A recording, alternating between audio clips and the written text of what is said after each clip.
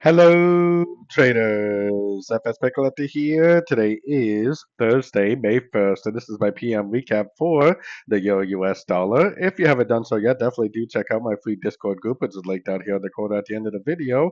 And make sure to take a look at my website, fxpipcollector.com. Make sure to watch the video on the home screen to learn more. So anyways, the euro dollar did drift down towards that 38% Fibonacci retracement.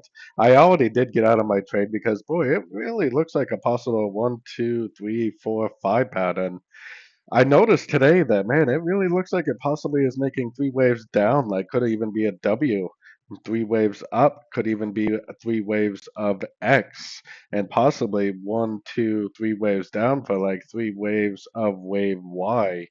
I'm not really sure. I mean, a lot of the higher time frames look like a bigger pullback is due, but if we do get like a good Fibonacci bounce, a good break of structure, we definitely want to get back on the long side because every single one of the very high time frames is definitely is still in an uptrend.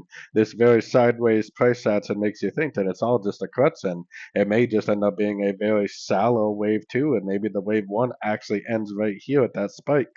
Just an idea. I definitely would still be recommending shorts until we get a Fibonacci bounce and a breaker structure, as always. So, anyways, don't forget to like and subscribe. And as always, thank you for watching and happy trading.